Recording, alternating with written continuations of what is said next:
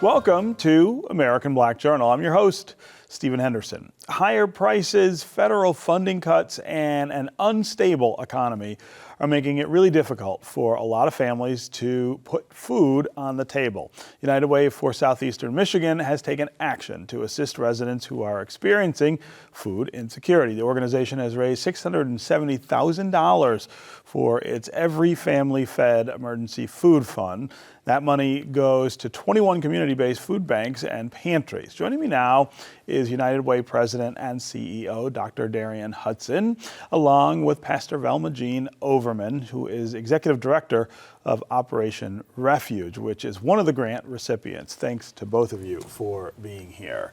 I want to start with something that President Trump said when he was here in Detroit that bothered me quite a bit. He said, affordability, this issue of affordability, is fake news. Now, I live here, I interact with people here, I know lots of people like the two of you who are kind of called to pull up the nets for people who are suffering. But you are the kind of people I thought of when I heard that. I was like, there's nothing fake about what's going on, and your work every day to try to meet this hunger need is proof.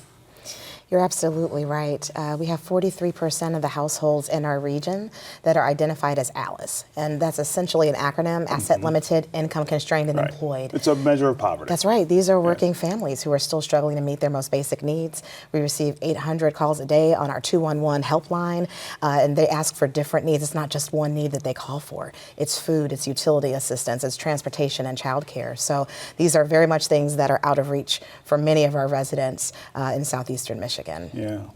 So $670,000 raised, just saying now it's more, correct? It is, yes. Yeah. We are now at $710,000, and so gifts just continue to come.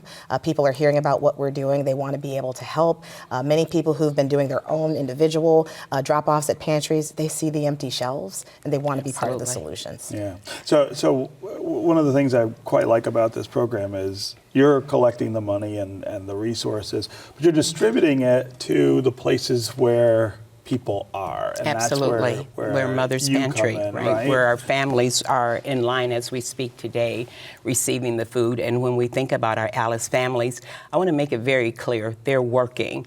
But all you need is one thing to happen. Right. Your dad's got COVID this week, and so the check doesn't come next week. So I'm now in a position where I'm food insecure and I can't make my ends meet. And for the leader of the country not to understand how vulnerable the population of our families are is very disturbing. But thanks to our partners like the United Way, we were able to be recipients where we can make sure that we keep our shelves full, because week to week they're full and then they're empty. Yeah. And it's a very common practice in the city of Inkster, and we touch families all around our community. Yeah. So tell me more about Operation Refuge, where it is and how it works. It's in the city of Inkster, and it is a client choice pantry we've developed over the years. Like most pantries, we started in a church basement with a bag of food. That's right. Right? But because of partners like the United Way, over the years, we've moved into our own facility. It is client choice, where the most important thing, me being the oldest of 14 children, I understand what it's like when families don't receive dignity when they need support. So I want to make sure that when you walk in our space, you are shopping for what you need. We're very intentional with our partnerships where we have halal, we also have kosher, and we make sure that we have what you need on the shelves is nutritious and you have access. So we're very thankful for the partnership that we've had throughout the years with United Way, where we went from the basement to the support of partners in a building. And I think when you are in need, you can't feel bad about it. How key is that support? I mean, what are the other ways you end up having to source the food that you're able to give to families? So when you think about the key partnerships, it's the connections that United Way offer its partners. Like we're connected to For Garden Harvest, to Gleaners, to Zaman, to Yada Ezra, right? So our needs are met in various ways, and we have a whole team that help us build our internal capacity. where you're able to meet your family's needs. Yeah. So I'm very thankful for the connections. Yeah. When we think about what's going on right now with affordability and poverty, I'd love for you to put it in perspective.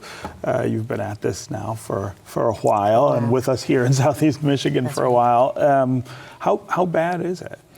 So in our state, 1.4 million, that's about 13% of the residents in Michigan receive SNAP benefits. What people need to understand is that 78% of the households that are receiving these benefits are drawing down income. They're working families. Right. About 10% of these individuals are veterans, 36% are older adults, and 1 in 4 are children. Wow. And I think these stats are so important because these are our most vulnerable populations.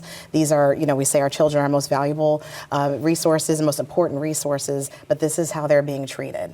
And so we have to put this in real time. When people call 211, Stephen, it didn't matter if it was COVID, if there were floods, gas leaks, food is still one of the top 3 needs that people have. And so, they call needing food. When they have to start making different changes to their budgets, that's when they stop paying their utility bills. That's when they're not able to get the transportation, or their kids, you stop seeing them coming to childcare because they can't afford it. So it's a real challenge in our community. We have social navigators that are actually providing concierge services, if you will, walking people through the different services that are available. And it's painful, Stephen, to hear some of the stories. We're getting people just in the gate for shelters because the shelters are full. We're able to send them to a pantry one day and they're able to get a box. They go the next day, their shelves are empty because the needs are so great. But that's why we have these partnerships. And what Pastor Jean is talking about, it's hard for me not to smile when she's sharing these stories because we have a long history together. And I remember when it was literally just bricks on the ground and we were trying to figure out how we could write some grants together to get resources into Inkster. And that's what makes United Way go. It really is powered by people. I love that. It is powered by people. So 1.4 million people in the state. I try to emphasize all the time that when we say poverty or challenged, for a lot of people, the first thing that comes to their mind is Detroit, which is our largest city and of course one of the poorest jurisdictions. But one of the things that I think is becoming more and more evident right now is how hard this is hitting everybody and people in communities where you wouldn't necessarily jump to the conclusion that they would be. Absolutely, and I alluded to that earlier. Our partners are coming from Berkeley. Yeah. There is a shelter, Yada Ezra, where you would think the Jewish population didn't have the need, but it's there. And they're able to bring things that are not kosher all the way, Dave, or drive it to Inkster, or my neighbors that need halal, right? So it's not just who you think, it is all of us. It's everybody. Because the challenges are real, and the fact that we think it's A-OK for us to be not on the agenda in this country at this time is totally ridiculous. And I'm so thankful that we're able to share it and you're able to get the word out that we need to make sure that we're intentional about supporting the United Way. And if you bring food to Mother's Pantry, we're forever grateful. But I understand that if we could get a collective energy to make sure that our major partners are funded and it's downstream, that agenda that they say we're supposed to receive from the very wealthy, that their money's supposed to trickle down to those of us working that haven't found this way. But what we do see is that those that have the heart for philanthropy and for organizations that support our larger organizations like the United Way, that it really does get to us. We were able to purchase a van through a grant where we're able to take the food to families that can't stand in the line. Right? It's hard to be in a line waiting your turn to go inside when you have a walker in the cold. But if we can just get it to you, and we were able to receive a van, and now we have mobile access for our families.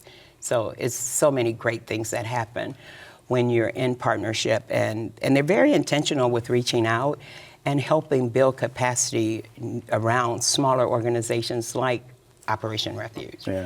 So for us to move in what we've done since 2008, I'm extremely thankful and proud of this work. And I would imagine at United Way, you're also in the middle of trying to meet other needs that are coming up short. I mean, food is critical and a staple that we've got to make sure everybody has access to. But there are other things, healthcare.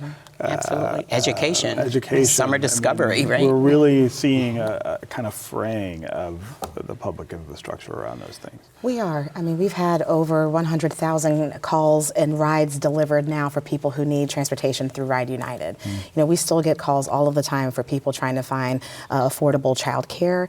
You know, some of the most basic things. You know, we have a partnership with Henry Ford and our local food pantries to try to close the loop, literally. Wonderful. When people are going to receive health care, then we refer them to the pantries. So, you know, all of these things are interconnected. These are systems that are not working for our families. So we have to be strategic in how we bring our partners together and how we tackle these different issues. Yeah. The one thing I did want to lift also, Sure. Stephen, is that, you know, we have our corporate campaign every year, Yes. but a number of our corporate partners, our community partners, they started doing their own food drives. They started taking it upon themselves. They just, you know, selected different agencies and said, we can make a difference from where we sit. And that's the most important message I want everyone to hear. If you're frustrated, if you're trying to understand like what we can do to tackle these numbers, everyone can make a difference. Yeah. You know, call your local pantry, take a ride down to your local church and find out what their needs are. Yeah, I mean, I always feel like the church is the place that people kind of naturally gravitate to for Support, if they want to absolutely. do these things, right? If they want to pitch in, but there are other places as well. Absolutely. And we have a number, like I said, Stellantis, Clark Hill, Honigman, Accenture, you know, some of these large corporations, they just said, you know what, we can make a difference in our community. We can just come to work every day and bring resources to support those in need. Yeah, I wonder what else you guys think you need in the way of support. I mean, we could talk about government.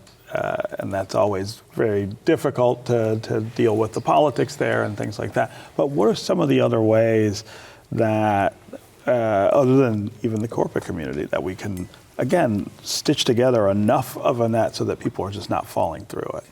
Well, one, I think that everyone has to understand Alice is all of us. Yes. So Yes. no matter where you live, every community has a significant Alice population. So I think becoming more informed, understanding the communities that we are in and who we are, who we serve, being strategic about, you know, how we start to share resources. We need to talk more about philanthropy and individual giving. We need to do a better job, I think, of investing in our community organizations that are doing that work. And then I would just say continue to ask the tough questions of why we are in these positions and figuring out how we can, again, partner with local agencies and be a part of the solution. We just need everyone being solution-minded. And I think that's the key is the intentionality. Yeah. Like on purpose, Right. I'm looking for ways to support. And for some of us, it's extremely easy to say, I have 2 hours I can donate to Mother's Pantry. What do you need?